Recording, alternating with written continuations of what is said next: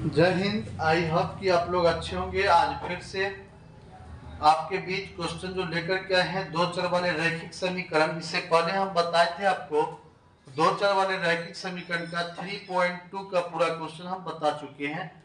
आज फिर से जो हम लेकर के आए हैं वो 3.3 का क्वेश्चन नंबर आपका फर्स्ट है। चैप्टर नेम है दो चर वाले रैखिक समीकरण। एक बच्चा जो है कल कमेंट किया था कि सर मेरा जो रिजल्ट है ना इंटर का 300 कितना देख बोला था 360 के आसपास की 360 नंबर जो है आया है, ठीक ना, फिर भी फेल लिख रहा है। और एक और बच्चा कमेंट किया था कि सर मेरा रिजल्ट जो है ना केमिस्ट्री में 1 नंबर दिया गया था। हम बाबू एक बात बता दें आपको कि केमिस्ट्री में जो 1 नंबर आपको मिला है तो ये कहीं ना कहीं आपको बिहार बोर्ड का गलती है, आपका गलती नहीं, बिहार बोर्ड का गलती है।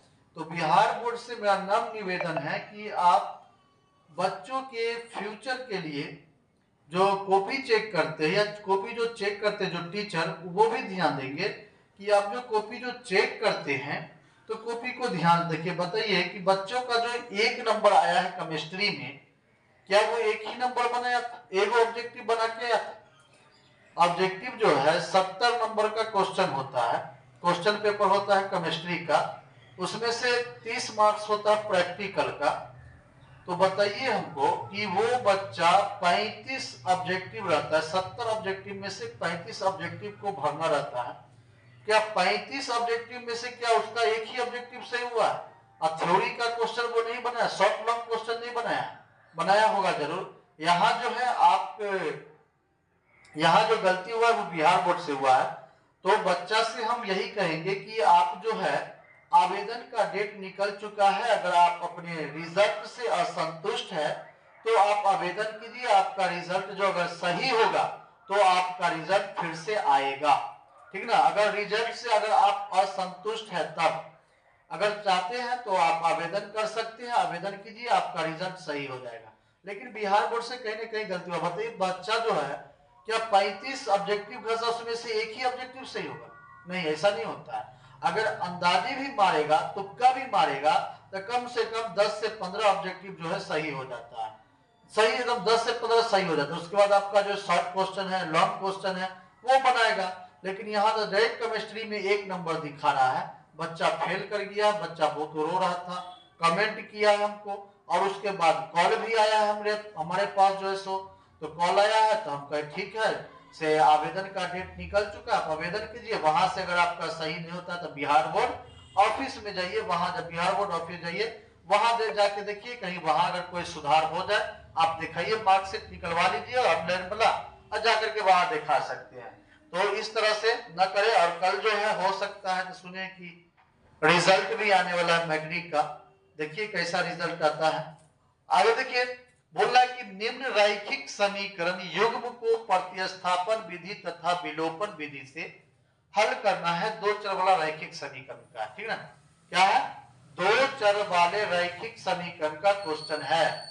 अब बोल रहे हैं यहाँ पर कि प्रतिस्थापन विधि से और विलोपन विधि से, दोनों विधि से आपको क्वेश्चन को सॉल्व करना है। कैसे सॉल्व करना है आइए देखते हैं कैसे सॉल्व करना है। तो प्रतिस्थापन विधि इस बार भी आपको जो है बोर्ड एग्जाम में जो पूछा है वो विलोपन विधि से पूछा था। विलोपन विधि से बोला था हल करने के लिए, समीकरण दिया गया था और समीकरण को विलोपन विधि से हल करने के लिए दिया गया था। हम बताए थे कि विलोपन विधि, प्रतिस्थापन विधि, एक और विधि बताए थे आपको वज्र गुणन विधि, वो भी हम आपको बताएंगे। जैसे जैसे क्वेश्चन इस टाइप का आएगा ना चैप्टर में आपको हम बताते जाएंगे।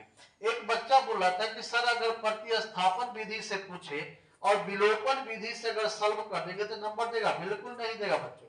नंबर कब देगा? जब आपसे प्रतिस्थापन विधि पूछ रहा है उसको प्रतिस्थापन विधि से ही सॉल्व कीजिए, तब आपको नंबर देगा। अगर प्रतिस्थापन विधि पूछ रहा है, वज्र विधि पूछ रहा है और उसको आप सॉल्व कर दीजिएगा विलोपन विधि से, सरल तरीका से बना दीजिएगा, तो आपको नंबर नहीं मिलेगा, नंबर जो है काट लेगा। बोल रहा था कि नंबर मिल जाता है, तो हम वही बोले कि नंबर नहीं मिलता है। अगर आप 80 नंबर का क्वेश्चन बना के आते हैं, आपका अगर 60 नंबर आ रहा है, मान लीजिए 60 नंबर आ रहा है 65 नंबर आ रहा है तो आपका नंबर कहाँ गया? 80 में 80 आना चाहिए जब ये सब क्वेश्चन बनाए हैं। तो क्या जब ये बनाया आप विलोपन विधि से, प्रतिस्थापन से विधि से पूछा, विलोपन विधि से आप बना लिए, ठीक है बना लिए, कोई दिक्कत है, नंबर तो जुड़ना चाहिए। कहाँ नंबर जुड़ा? आपका 60 नंबर 80 नंबर बना रहा है, आ रहा है आपका 50 40 नंबर दे रहा है। बहुत सारा बच्चा का कमेंट था कि हम बना के आते हैं 100 नंबर, आता है 40 नंबर 45 नंबर। ऐसा क्यों? ऐसा इसलिए होता है कि जो विधि से आपको क्वेश्चन पूछेगा, चाहे वो विलोपन विधि से पूछे, प्रतिस्थापन विधि से पूछे या वर्गीकरण विधि से पूछे, जो विधि से आपको कहेगा सॉल्व करने के लिए, वही विधि का वहां यूज कीजिएगा, वही विधि का प्रयोग कीजिएगा। उसके बाद इसमें बराबर के चिन्ह पर ध्यान दीजिएगा, माइनस प्लस पर ध्यान दीजिएगा। उसके बाद अतः, चूंकि, इसलिए ये सब अगर लिखिएगा तो आपको पूरा का पूरा मार्क्स जो है वो आपको मिल जाएगा, ठीक ना। तो देखिए क्वेश्चन बोल रहा है कि प्रतिस्थापन विधि से हमको ये क्वेश्चन को सॉल्व करना है, कि प्रतिस्थापन विधि से कैसे सॉल्व करेंगे उसी को देखना है। देखिए तो पहला समीकरण है x प्लस कितना है y इक्वल टू 14 है। x को अगर हम बाहर करते हैं तो 14 माइनस प्लस में है तो कितना हो जाएगा y माइनस में हो जाएगा। समीकरण इसको 3 बना लेते हैं। इस प्रकार से इसको हम सॉल्व करेंगे, बना रही है प्रतिस्थापन विधि द्वारा। कौन सा विधि द्वारा? प्रतिस्थापन विधि द्वारा। याद रखिएगा अगर समीकरण 1 से चले हैं तो समीकरण 1 जो है समीकरण 3 बना दिए, समीकरण 1 को 3 बन गया, अब 3 को समीकरण हो गया।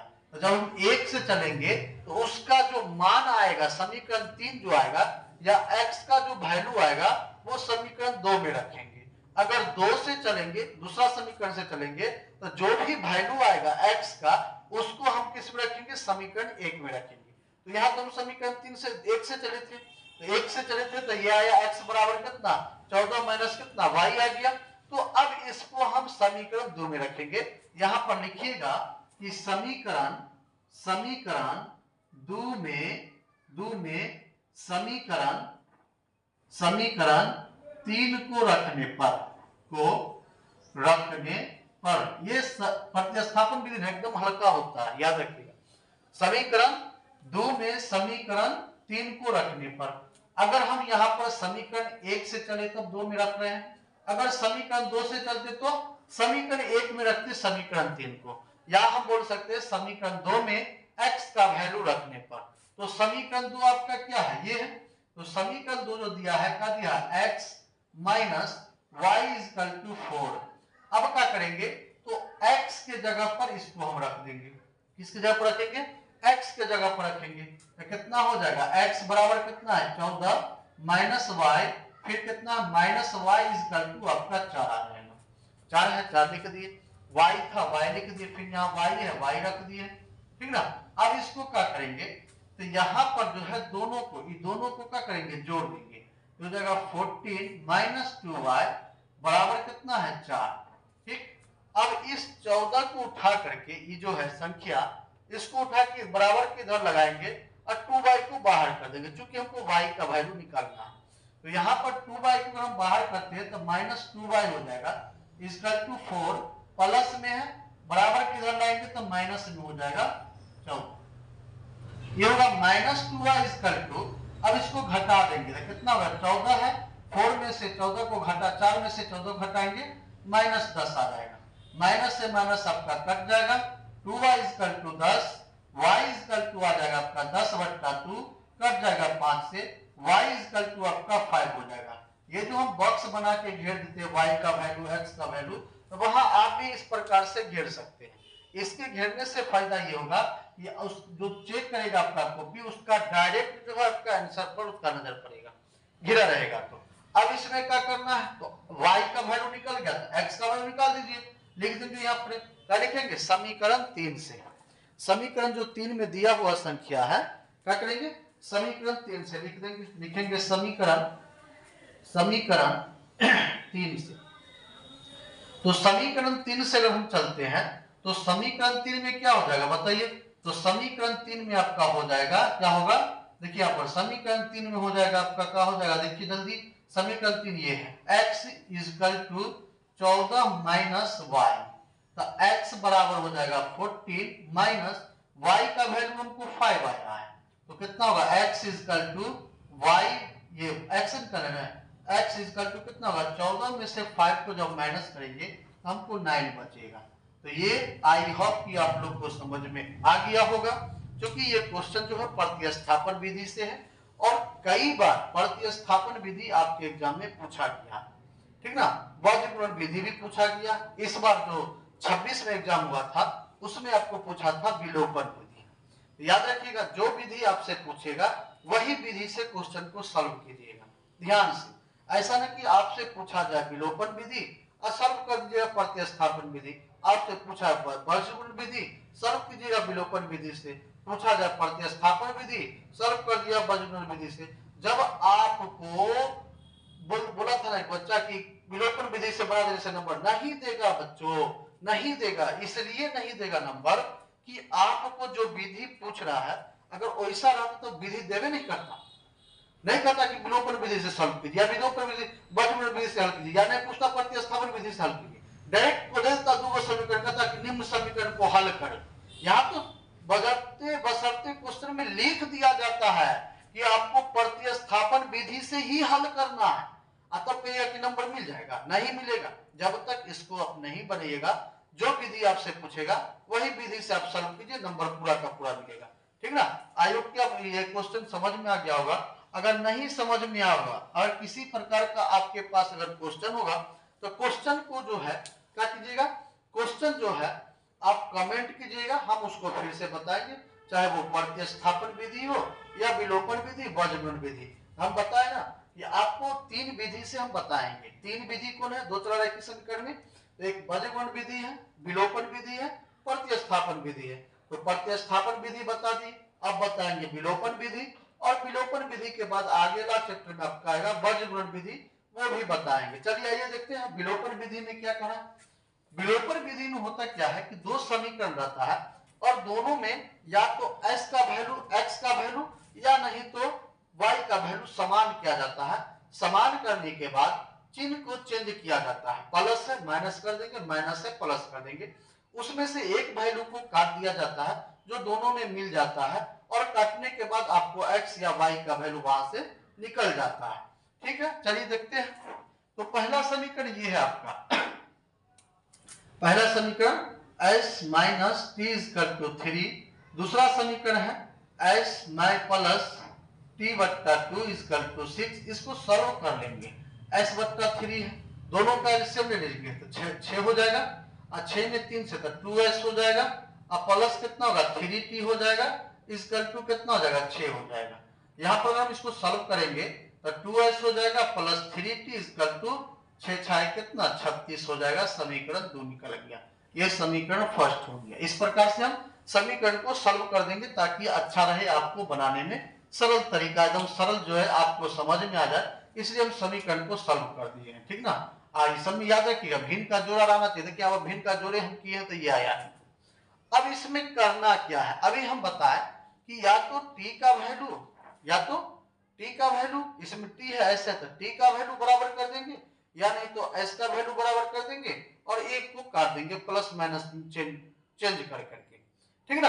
और कट जाएगा तो वहां से आपको t का वैल्यू निकल जाएगा, उसके बाद s का वैल्यू निकल जाएगा। देखिए कैसे चेंज करेंगे, कैसे गुना करेंगे।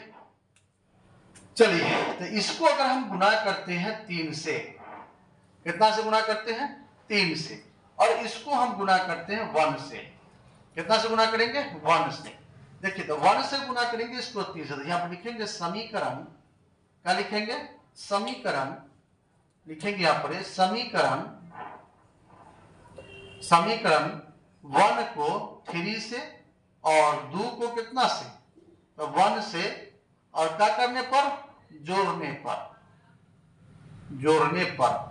ये आपको गुना हो गया। और जोड़ने पर क्यों लिखे हैं, देखिए ये एक आपका माइनस में एक आपका प्लस में है, तो प्लस और माइनस में रहेगा तो उसको हम जोड़ देते हैं, माइनस माइनस में रहेगा तो घटाएंगे, प्लस प्लस रहेगा तो घटेगा, क्योंकि चिन्ह जो है चेंज होता है। चलिए देखते हैं यहाँ पर, तो गुना करेंगे अगर तो 3s हो जाएगा, क्या हो जाएगा 3s हो जाएगा, यहाँ पर तो लिखेंगे 3s, फिर माइनस हो जाएगा, कितना हो जाएगा 3t इक्वल टू 3 तिया 9। अब इसको गुना कीजिए, 2s हो जाएगा, ये एस है, 5 नहीं समझ लीजिएगा, ये आपका एस है। अब 2s हो गया, प्लस है, प्लस दे देंगे। उसके बाद देखिए 3t है, 3t लिख देंगे, बराबर 36 है, 36 लिख देंगे।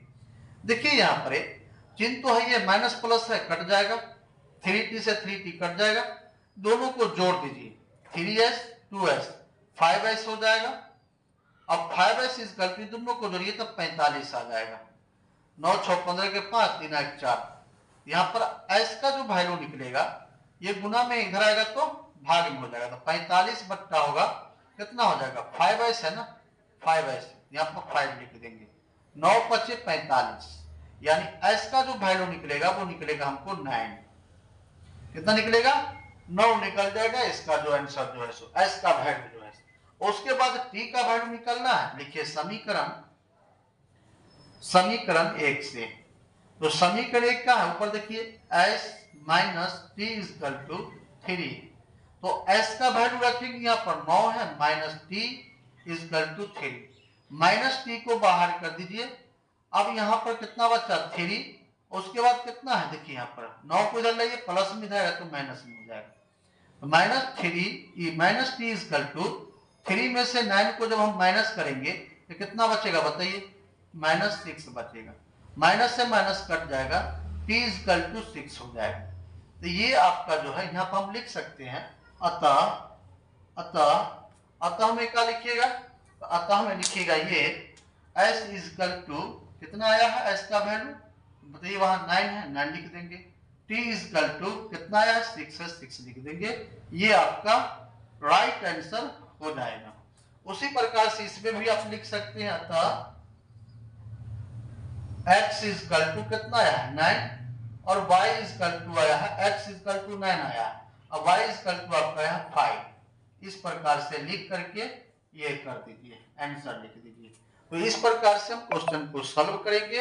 तो आई होप कि आप लोग को आज प्रतिस्थापन विधि और विलोपन विधि दोनों आप लोग को समझ में आ गया होगा। अगर ये दोनों क्वेश्चन नहीं समझ में आया होगा तो फिर से आप कमेंट कीजिएगा, फिर से अभी क्वेश्चन को बताने का आपको प्रयास करेंगे। 2 नंबर में पूछता है, या पूछेगा विलोपन विधि, वज्रघूर्ण विधि या प्रतिस्थापन विधि, 2 नंबर में पूछेगा। तो आसानी से क्वेश्चन को हम सॉल्व कर सकते हैं, किसी प्रकार से कहीं पर क्वेश्चन में कोई दिक्कत नहीं होगा बेटा सॉल्व करने में। तो हम आसानी से क्वेश्चन को सॉल्व कर सकते हैं, कहीं से कोई दिक्कत नहीं होगा आपको, ठीक ना। प्रतिस्थापन विधि बता दी आपको, विलोपन विधि भी बता दिए, और ये भी करें नहीं अगर समझ में आए तो फिर से आप कमेंट कीजिएगा, फिर हम बताने का प्रयास करेंगे, ठीक ना। तो आज के लिए बस इतना ही, धन्यवाद।